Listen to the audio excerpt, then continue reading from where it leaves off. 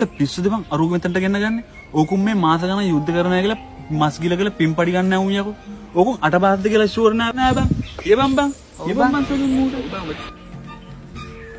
ලක්ෂිත උඹ මල්ලි උඹ හොඳට මතක් කරපන්. අපි ඒ කාලේ පොඩි මචං හරිද? අපි ඒ කාලේ හෙන පොඩි. අපි දැක්ක ටීවී එකේ යුද්ධ කරන හැටි. අපිට ටීවී එකේ යුද්ධ කරන එක පේනකොට අපිට දැනුණා අපි යුද්ධේ ඉන්නා වගේ මචං. එකපාර මේක අහපන්. එකපාර 2000ක් මැරිලා අහිංසක අම්මලගේ පුත්තු ගෙදරින් පන පිටින් ගිහිල්ලා ආයි ගෙදරට ආවේ මචං පිච්චුන ශරීර කොටසුයි පුංචි ශරීර කෑලි විතරයි බං. ඒක හොඳට මතක තියාගනි. මේ දැන් බලපන්. මේ දැන් hina වෙලා ගියා වගේ ඉදා කලින් යුද්ධෙටත් hina වෙලා ගිහිල්ලා අද මේ ලංකාවේ යුද්ධ කියන වචනේවත් ඇහෙන්න නොදී යුද්ධ දුරන් කරේ ওই hina වෙලා යුද්ධෙට ගියපු කොල්ලෝ තමයි බං.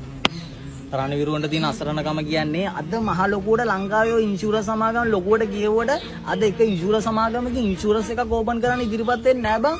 ඒ තරම් ඒ ජීවිත අවදාන මේ තින්නේ. උඹ පොඩ්ඩක් හිතපන්. උඹ පොඩ්ඩක් මතක් කරපන්. ඉස්සර අපි යුද්ධ ඉවරුණයි කිව්වහම අපි උඩ පැන්නේ නැද්ද? අපි උඩ පැන්නේ නැද්ද? හන්දි ගානේ ගිහිල්ලා අපි රජින්න දැම්මේ නැද්ද? එක දවසේ මේ මුළු ලංකාවෙම එකම දවසේ කිරිබතක් හැදුන්නේ නැද්ද? අපි කිරිබත් හදලා මුළු ලංකාවේ හැමෝටම එනේන හැමෝටම බෙදුවේ නැද්ද? මේ ලංකාවේ ප්‍රශ්නයක් වුණොත් ඉන්නේ රණවිරුව මචං ඔය කියන කිසිම කෙනෙක් නෑ. එක පොඩ්ඩක් තේරුම් ගනි. මම ඔබට එකක් කියන්නම්.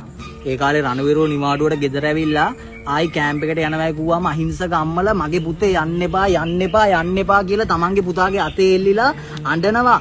හරිද? එහෙම අඬද්දී